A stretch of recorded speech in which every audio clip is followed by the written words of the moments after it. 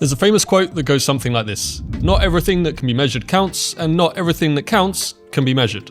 And in YouTube analytics, there's a lot that doesn't count. But today, I'm going to show you 3 analyses that really do. And I'm going to show you exactly how you can dig down to an absurd level of detail to improve your videos and also help you decide which ones you're going to make next. And that's not all. These are metrics you can use even if your channel is brand new, if it's teeny tiny, or if it's gargantuan. And before we start, don't forget to subscribe to this channel to learn all the tactics we've used to grow brand channels into the hundreds of thousands of subs. Let's start with retention. If you're still watching this video now, we both deserve a pat on the back. Even the biggest creators expect to see 20 to 30% of their audience drop off within the first 30 seconds of their video. For me and my unshakable lack of charisma, it can be as much as 40%. How do I know this? Because of the retention graph. So say 1,000 people watch this video.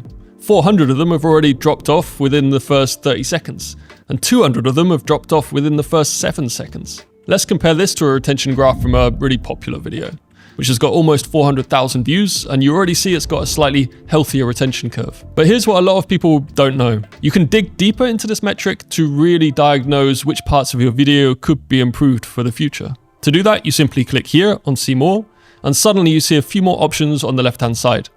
You can switch between different audience types like subscribed and unsubscribed viewers, new and returning viewers, to see how they're interacting with this video.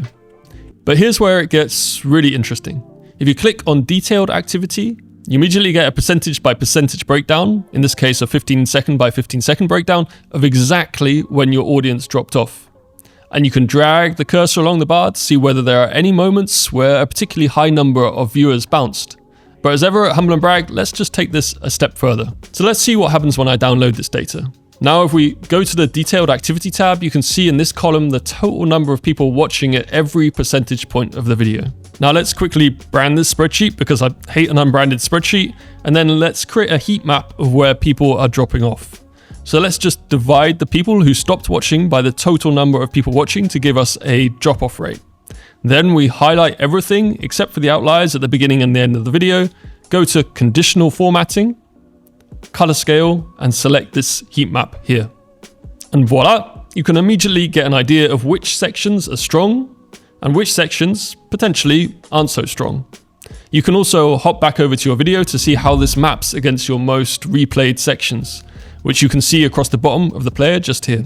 And by the way, if you want an example spreadsheet with the formulas I've used, I've added a link to the description. Now, a bit of a warning, this is just data. It can tell you what's happening, but not really why it's happening. For that, we need to make our own interpretation, ideally by adding some qualitative data to our quantitative data.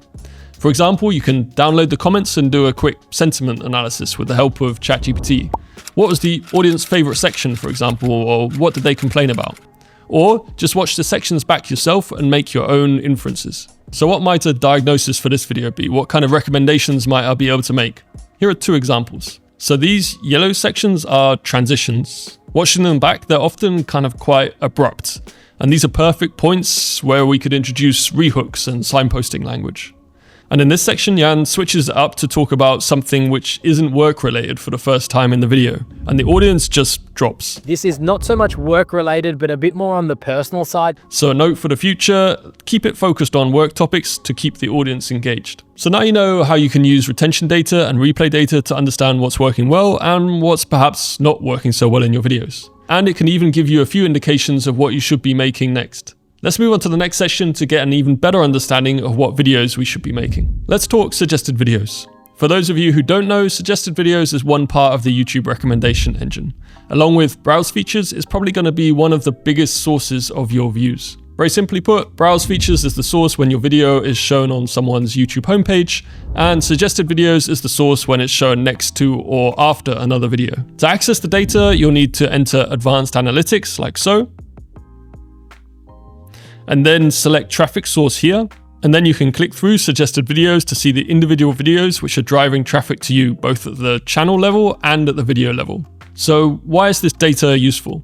2 main reasons. Firstly, it gives you an idea whether you're being understood by YouTube's algorithm. So if you review the videos you're appearing next to, are they similar in content to yours? And are they the creators that you've been inspired by, for example? Take this slow burner from our channel. It's the first in a series of videos I'm making about the top creators and the tactics they deploy to grow. And this one's all about Daniel Priestley and his channel launch. And I was pretty chuffed to not only see it start appearing next to his videos, but also to be gaining a really strong watch time from his viewers.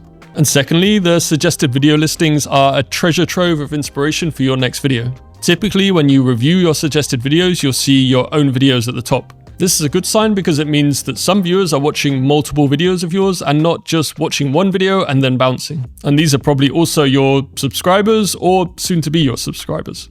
If you scroll down a little further, you'll then start to see other videos. And the amazing thing is you don't only see how many views are coming from those videos, you also see the quality of those views. So what do I mean by quality? Well, you want to look for the following 4 things. Are there a good number of views? So we need double figures to begin to be able to trust these averages.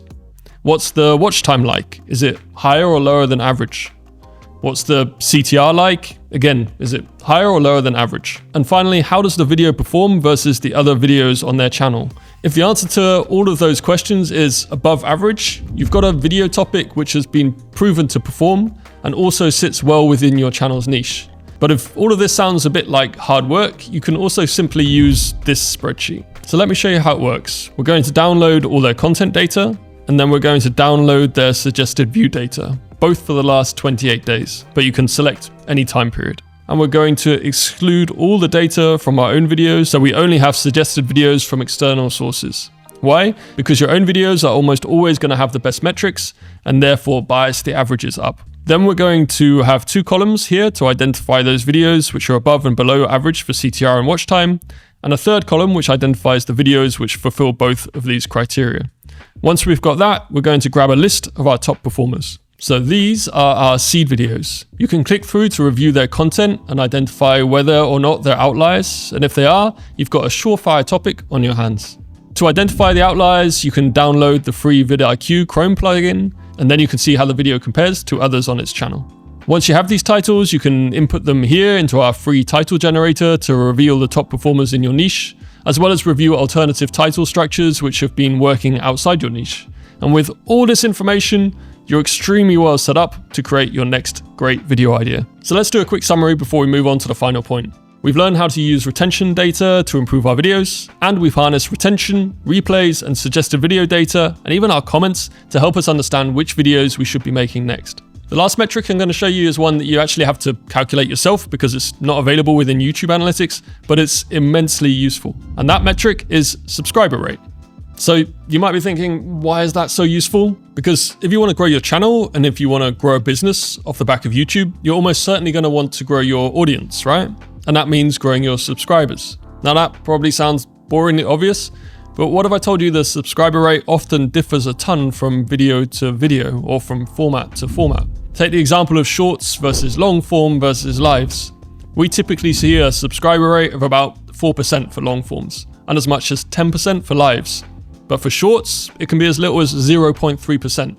So yes, you may get thousands of views on your shorts, but it's often of very little business value versus doing a live to an audience of just 500. But subscriber rate doesn't only affect your choice of format, it's also about the kind of videos you're making and even how you do your script writing. Let me give you some examples of trends and tactics that are working for us as a small channel. Firstly, building your videos as a series to give people a reason to have to subscribe if they want to catch the next video in the series easily. Secondly, making sure you front load the CTA to subscribe. Most YouTubers place the call to subscribe at the end of the video when they have the least people watching, and that makes little sense.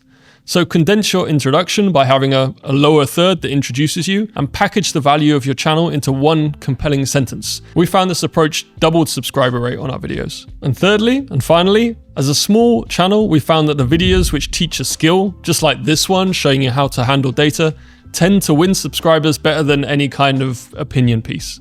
And this may well change as you grow, but focusing on the straightforward provision of educational value as a business channel has worked best for us so far. So there you have it, 3 absurdly useful YouTube metrics that you can analyze to help you grow your channel, regardless if you've just got started or you're already established. I'll leave a summary of these metrics on the end screen in case you want to screenshot that, and I've left the links to the spreadsheets and our free tool in the description. Don't forget to help this video out with its own subscriber rate and hit that subscribe button. And if you want to learn how to measure the actual business value a YouTube video generates, take a look at this video.